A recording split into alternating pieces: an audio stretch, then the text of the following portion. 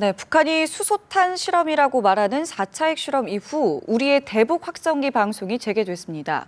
또 유엔 안보리에서도 북한에 대한 추가 제재 논의가 신속히 이뤄질 전망인데요. 이 북한 수소탄 실험 이후 동북아 안보 정세에 대해서 오늘 전옥현 전 국정원 제1차장과 함께 전망해 보도록 하겠습니다. 어서 오세요. 네, 안녕하십니까. 네.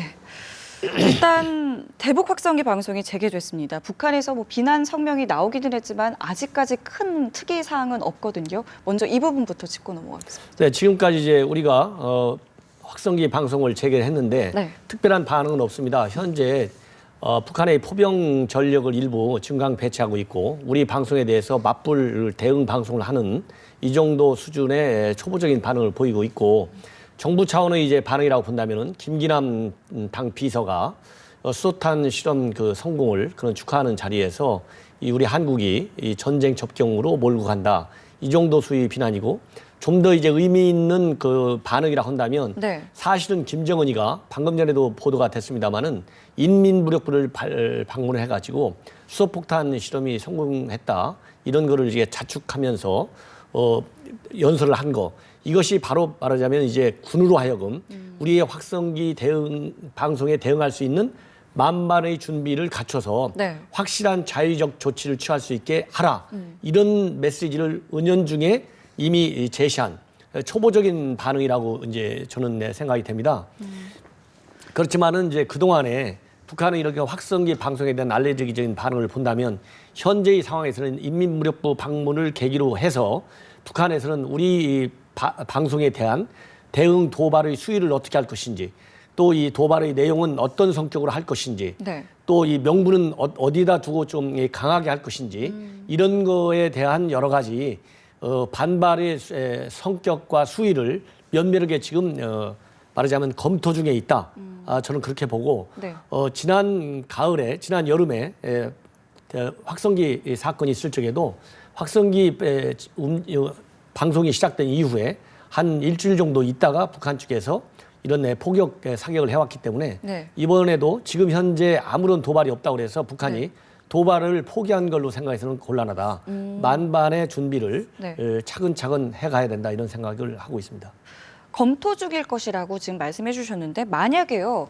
북한의 의미 있는 변화를 이끌어내지 못한다고 저희가 좀 가정을 해보겠습니다. 그렇게 되면 이 대북 확성기의 실효성에 대해서 분명히 지적이 나올 것 같은데요. 그렇습니다. 이제 기본적으로 이번에 우리가 확성기 방송을 재개한 것은 일단 한반도에서 8.25 합의에 따라서 비정상적인 사태가 발생하기 때문에 그에 대한 응징 차원에서 가장 초보적인 겁니다. 네. 그러니까 이제 확성기 방송은 단순한 심리전이거든요. 물리적인 군사적인 보복이 아닙니다. 그렇기 때문에 이 확성기 방송이 갖는 실효성의 범위는 지극히 심리전 차원에서의 영향을 주는 것이죠. 즉 김정은 체제의 여러 가지 비리라든가 문제점이라든가 체제의 허구성 이런 거를 고발해주는 그래서 외부에서 보는 북한의 실상을 알려주는 측면의 그런 그 측면의 그런 성격을 가지고 있기 때문에 의미 있는 북한의 이런 변화를 이끌기에는 그 자체가 제한적 효과만 있다. 그래서 지금부터는 제가 보기에는 네. 이런 북한의 의미 있는 변화 중에 가장 큰 것은 더 이상 추가 도발을 하지 못하도록 제어하는 데 있습니다.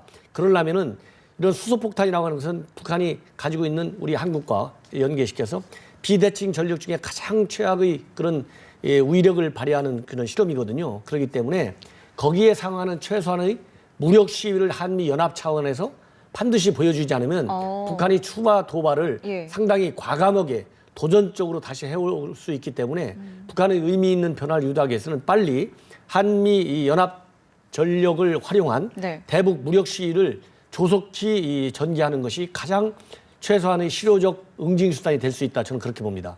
알겠습니다.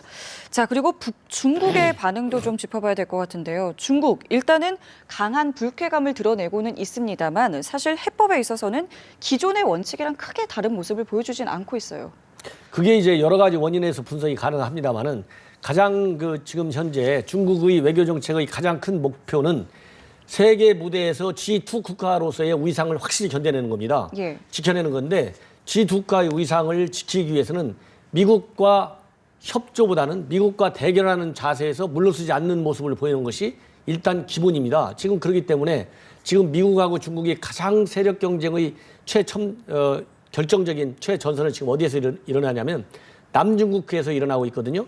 그런데 생각보다 지금 빨리 북한이 수소폭탄 실험을 하는 바람에 남중국해에서의 미중 간의 대결이 지금 한반도에서 아주 확연하게 지금 드러나고 있거든요. 예. 여기에서 북한 핵 문제를 두고 미국의 어떤 대북 압박에 중국이 그대로 협력적으로 한다면 G2 위상에서 미국보다는 현저히 낮은 그런 국제적인 그 역할과 능력을 이렇게 보여주는 것에 불과하기 때문에 중국의 자존심에 허락을 하지 않죠. 그렇기 때문에 초보적인 반응에서 센 용어로 중국이 분노하고 비난했다고 해서 그것이 대북 압박과 실질적인 대북 제재를 가할 때 거기에 상응하는 수준의 강력한 대북 압박을 할 것이라라고 이렇게 단순화시켜서 단정하는 것은 굉장히 중국의 외교 행태와 특히 이 북한의 중국 외교에 있어서의 가치를 낮게 보는 것이다. 저는 그렇게 봅니다.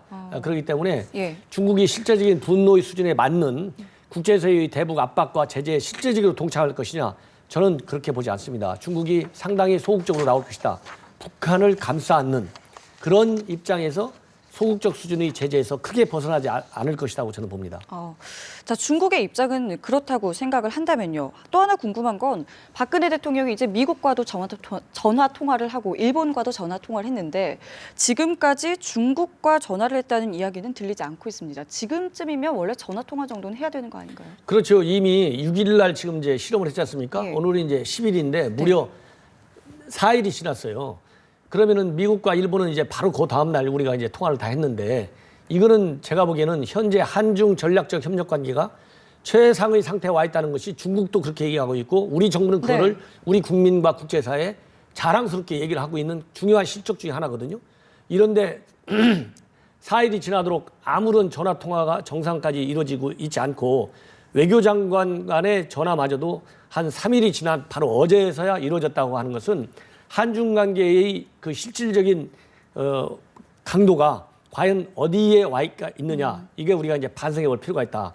특히 한중 정상 간의 어떤 우호 협력 관계가 됐던 한중 외교 당국 간의 그 어떤 외교 관계가 됐든 간에 그 한중 관계에서 가장 중요한 것은 경제적인 측면도 중요하지만은 북한이 한반도의 평화와 안정을 파괴할 때 즉각적으로 중국이 가지고 있는 북한에 대한 그런 레버리지를 활용을 해서 중국이 얘기하는 대로 한반도에서의 평화와 안정이 유지되도록 하는데 중국이 결정적으로 기여를 해줘야 되거든요. 예. 그런데 우리 대통령의 정상 간의 어떤 전화 통화마저도 자기네 사정을 이유해서 응하지 않고 있다고 하는 것은 중국의 외교적 한반도의 어떤 위기 시에 중국의 외교적 가치가 어디가 있느냐, 이런 데 대해서 원점서부터 다시 검토해야 된다, 냉정하게. 예. 저는 이런 말씀을 드리고 싶습니다. 예. 우리 외교에도 뭐 비판이 일 수밖에 없을 것 같다는 생각이 들고요. 자, 유엔 안보리도 이제 추가 대북 제재 논의에 들어갔습니다. 그래서 뭐 이번 달 안에 좀 제재가 마무리돼야 된다, 이런 얘기가 나오고 있는데 한 가지 좀 궁금한 건요.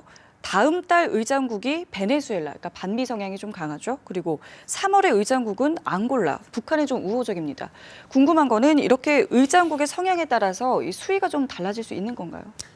당연히 달라질 수 있습니다. 왜냐하면 의장국은 이제 결국 돌아가면서 안보리 상임, 비상임 15개국이 돌아가면서 이제 의장국의 지위를 갖게 되는데 아무래도 의장국이 우리하고 굉장히 외교적으로 긴밀한 국가가 만약에 이제 의장국이 될 경우에는 이런 그 외교적인 그런 대북 제재를 논의하는 과정에서 우리의 입장을 충분히 잘 이해하고 북한에 대해서 수소폭탄 실험이 얼마만큼 국제 평화에 위협이 됐는지 거기에 맞는 수위의 제재 조치를 취하는데 적극적일 수가 있는데 지금 말씀하신 대로 베네수엘라, 앙골라 같은 경우에는 상당히 친북 외교 노선을 따르고 있습니다. 예. 최근에 유엔에서 북한 인권 관련 결의안을 채택할 적에도 그런 결의안에 공개적으로 반대 의사를 표명한 나라들이거든요. 그렇기 때문에 이번에 이제 안보리에서 취하게 되는 결의안도 결국은 제재 결의안이기 때문에 아무래도 우리 측 입장보다는 북한 측 입장에서 결의안을 다룰 가능성이 굉장히 농후하다. 그렇기 때문에 가능하면 이번 달 안에, 즉 수소폭탄 실험이 있은 이달 안으로 끝내는 게 이제 좋겠고요. 두 번째 한 가지 더 이유를 든다면 왜 이번 달 안에 해야 되냐면은 이 북한 핵실험에 의해서 이 국제 평화와 특히 한반도에서의 안보와 평화가 굉장히 직접적으로 위협을 받고 있거든요. 그렇기 때문에 그런 평화에 대한 위협의 수위가 굉장히 높기 때문에 국제 평화에 대한 가장 일차적인 책임을 지고 있는 안보리가 신속하게 대응 조치를 취해서 북한의 압박과 제재를 가야만이 북한이 취한 조치가 얼마나 잘못된 조치인가를 분명하게 말하자면 경고적인 의미가 굉장히 강하다. 그렇기 때문에 과거에 안보리에서 취한 이런 결의안을 보면 한 5일에서부터 한 3주 정도, 20일 정도 그때그때의 그런 그 상황에 따라서 많이 시간이 걸리는 경우도 있습니다. 그렇기 때문에 이번에는 가장 빠른 시간 안에 유엔의 강력한 제재를 취하는 것이 굉장히 북한에 주는 시그널이 크다. 그렇기 때문에도 이달 안으로 마무리해야 된다. 이런 생각이 듭니다. 예, 여러 가지 이유가 있었군요. 자, 어쨌든 북한이 이번에 수소탄 실험을 했든지 안 했든지 간에 그 방향성만큼은 일단은 수소탄 개발이라는 거를 이제 저희가 알게 됐는데 때문에 우리의 이 안보 전략도 어느 정도는 좀 변화가 필요하지 않나라는 생각이 듭니다. 그렇습니다. 이제 수소탄은 일반 그 플루토늄이나 고농축 우라늄 탄하고 다르거든요. 그 말하자면 이제 원자폭탄이 가질 수 있는 최고 무서운 파괴력을 일반 플루토늄이나 고농축 우라늄보다 수천 배 이상의 위력을 갖는 탄이 수소폭탄이에요. 네. 거기에다 북한은 최근에 이르러서 잠수함 발사 탄도 미사일까지 지금 사출 시험을 계속하고 있지 않습니까? SLBM이라고. 그러면은 수소폭탄 개발에 성공을 하고 또 잠수함 발사 탄도 미사일까지 이제 성공을 해서 실전 배치가 앞으로 2, 3년 안에 가능하다고 판단이 될 경우에는 한반도에서의 어떤 그런 안보 위협이라고 하는 것은 우리가 감당하기 어려운 정도로 굉장히 심대하게 높아지고 있다. 그렇기 때문에 여기에 대한 대응에 있어서는 한미 연합 전력을 이용해서 지금 기존에 가지고 있는 그 대북 억지를 모두를 해야 되겠습니다만은 네. 핵에는 핵으로밖에는 대응할 방법이 없습니다. 그렇기 때문에 한반도의 미국의 전략 핵 전술 핵무기를 다시 들여다놔 가지고 북한이 수소폭탄이 됐든 아니면 잠수함 발사 탄소 미사일이 됐든 불장 핵장난을 할 수 없을 정도로 강력한 대북 핵 보복 능력을 우리가 우리 수중에 예. 직접 가지고 있는 것이 굉장히 중요하다. 그래서 제가 보기에는 단순하게 미국이 확장 억지 수단을 모두 다 동원해서 북한의 이런 그 수소폭탄 실험에 대응하겠다. 이런 단발성, 일회성, 이벤트성으로 무력 시위를 하지 말고 영원히 북한이 핵을 포기할 때까지 또 진지하게 핵 이런 폐기 협상에 나올 때까지 미국의 전술 핵무기를 시한적으로 조건부적으로 반드시 한반도에 갖다 놓지 않으면은 북한의 핵 충동을 억제할 방법이 없다고 저는 봅니다. 근데 한 가지 염려스러운 건요. 이번 실험으로 인해서 동북아의 핵 도미노 현상이 일어나지는 않을까 싶거든요. 제가 이제 왜 한반도에 전술 핵무기가 필요하냐면 흔히 한반도에 전술 핵무기를 갖다 놓는 것이 마치 국제사회의 비확산 체제라고 하는 NPT 체제에 위반되는 걸로 네네. 잘못 이해하고 있습니다. 비확산 체제, 그러니까 핵무기를 더 이상 확산시키지 않겠다고 하는 것은 현재 국제사회가 공인하고 있는 유엔 안보리 상임이사국 5개국 이외의 다른 국가들이 갖는 것을 막는 것을 비확산 체제라고 합니다. 그러면 한반도에 정술 핵무기를 다시 갖다 놓는다고 하는 것은 이 전술 핵무기는 우리 한국 거가 아니고 미국 겁니다. 미국이 미국 본토에 미국이 가지고 있는 전술 핵무기를 그대로 위치만 바꾸는 거예요. 영어로 렐로케이션이라고 그러지 않습니까? 예. 그렇기 때문에 위치만 바꾸고 그런 전술 핵무기의 소유권은 미국이 갖는 겁니다. 말하자면 전술 핵무기를 가지고 있는 국가가 드러나는 게 아닙니다. 그래서 NPT 체제의 위반이 아니다. 그래서 갖다 놔도 된다 이런 말씀이고 그래야만이 지금 말씀하신 대로 핵 도미노 현상이 일어나지 않는다. 만약에 우리가 이런 전술 핵무기에서 북한의 더 이상의 핵 말하자면 확산을 통제하지 못할 경우에는 네. 대만이라든가 일본이라든가 다른 여사한 그런 안보 위협을 받는 나라들이 바로 독자적인 핵 무장 목소리를 굉장히 키울 가능성이 굉장히 많다. 예. 그러면은 역설적으로 오히려 핵 도미노 현상을 부채질 가능성이 있습니다. 그렇기 때문에 비확산 체제를 굉장히 위협하는 것이죠. 그래서 핵 도미노 현상을 막기 위해서라도 미군이 가지고 있는 핵무기를 본토에 우리 한반도에다 빨리 가져다 놔야 된다. 그러면은 핵 도미노 현상을 억제하는 초보적인 조치가 된다고 봅니다. 네, 알겠습니다. 오늘 말씀은 저희 여기까지 듣겠습니다. 지금까지 전옥현 전 국정원 제1차장이었습니다. 고맙습니다. 예, 감사합니다.